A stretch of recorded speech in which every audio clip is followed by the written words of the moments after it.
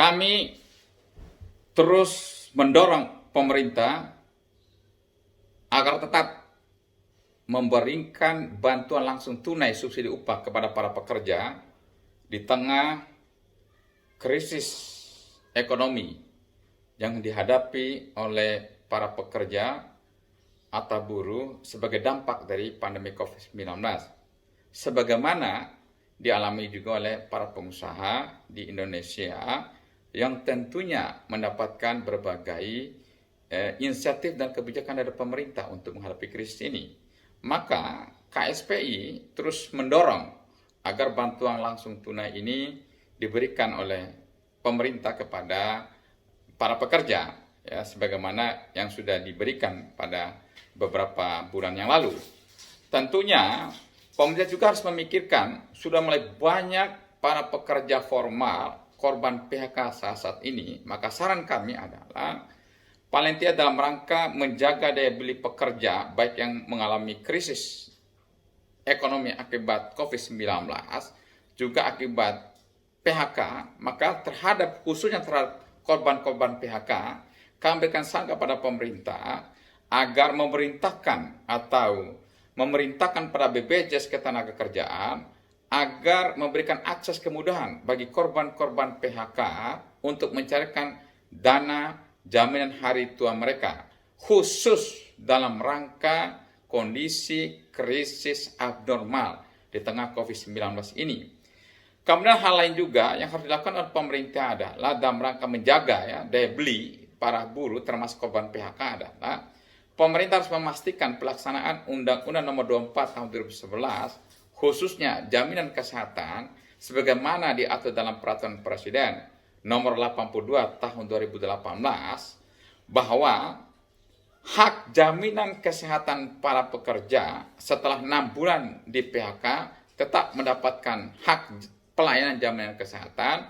Kemudian pemerintah mendorong kalau selama 6 bulan ke depan mereka tidak juga mendapatkan pekerjaan akibat PHK di tengah COVID-19 ini, sesuai dengan amanat Perpres 82 tahun 2018, mereka harus menjadi peserta bantuan iuran BPJS Kesehatan.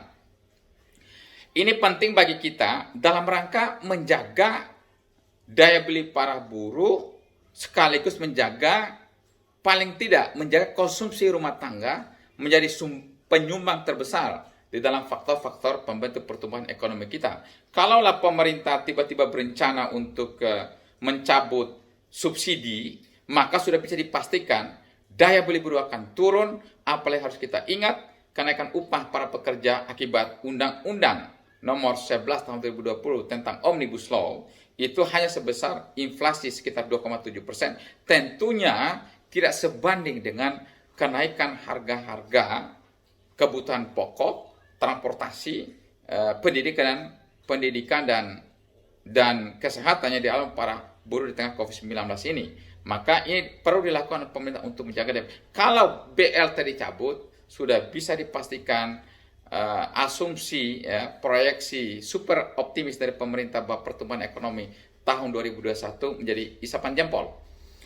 Kemudian hal lain yang kami minta kepada pemerintah adalah harus ada regulasi yang ketat dan kuat agar para pengusaha tidak mudah melakukan PHK di tengah COVID-19 ini. Kita sama-sama tahu, ya, kami KS pun tahu, bukan hanya buruh, ya, bukan hanya pengusaha, bahkan bukan hanya buruh yang malah kesulitan di tengah COVID-19, pengusaha pun mengalami kesulitan. Akan tetapi pemerintah harus mengeluarkan regulasi, memperketat para pengusaha untuk tidak mempermudah PHK. Misalnya begini,